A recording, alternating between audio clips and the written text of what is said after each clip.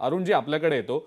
सातत्यानं असा आरोप होतो की ज्या ज्या वेळेला बजेट असतं त्या वेळेला पुढच्या निवडणुकांच्याकडे पाहून काही लोकप्रिय घोषणा केल्या जातात. आता दिल्ली विधानसभा निवडणुका तोंडावर आहेत, असं सातत्यानं गेले काही दिवस बोललं जात आहे की या दिल्ली विधानसभा निवडणुकांच्या दृष्टीनं काही लोकप्रिय घोषणा होऊ शकतात. आपल्याला पण खरंच असं वाटतं की असं होऊ शकेल?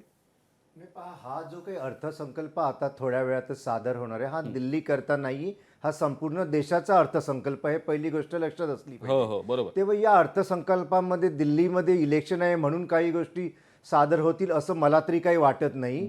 ज्या काही गोष्टी त्यांनी ठरवलेल्या आहेत अगोदर संपूर्ण देशाकरता, त्याच्यामध्ये जर दिल्ली विभागाकरता म्हणजे दिल्ली हा जो काही भाग आहे त्याच्याकरता जर एखादं बेनिफिट आलं तर असं त्याच्याकरता म्हणायचं काही कारण नाही की हे दिल्लीच्या इलेक्शन बघून सादर झालेलं आहे. दुसरी गोष्ट, विरोधकांनी हा सुद्धा विचार केला पाहिजे की आता आपण मगाचपासून अनेक गोष्टींची चर्चा केली.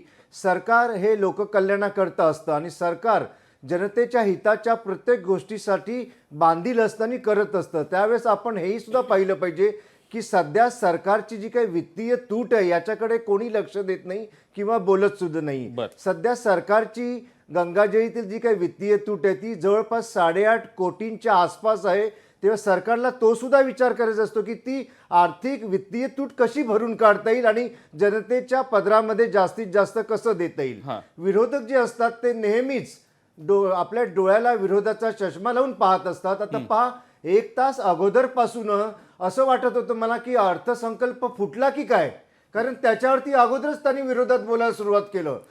जेवढे कोणी विरोधी पक्षाचे आता इथे बसलेले आहेत, किशोर तिवारी म्हणा, सक्सेना म्हणा किंवा पाटील ताई म्हणा, त्यांनी हे डिक्लेअर व्हायच्या अगोदरच त्याला सुरुवात केली. नाही अरुणजी, अपेक्षाच इतक्या आहेत सगळ्यांना की असं वाटतंय की या सगळ्या गोष्टी असायलाच पाहिजेत अर्थसंकल्पामध्ये. पण मी अरुणजी एक मुद्दा सांगतो की का आहे हे. ज्या रेवडी योजनांचा उल्लेख सातत्यानं होतो ना, त्याचा परिणाम राज्याच्या तिजोरीवर होतो, देशाच्या तिजोरीवर होतो. सातत्यानं याचबद्दल गेले काही दिवस आपण बोलतोय आणि योजना चांगल्या असतात, लोक कल्याणकारी सुद्धा असतात, पण त्याचे परिणाम नेमके काय होणार तिजोरीवर हे सुद्धा पाहणं तितकंच महत्वाचं असतं.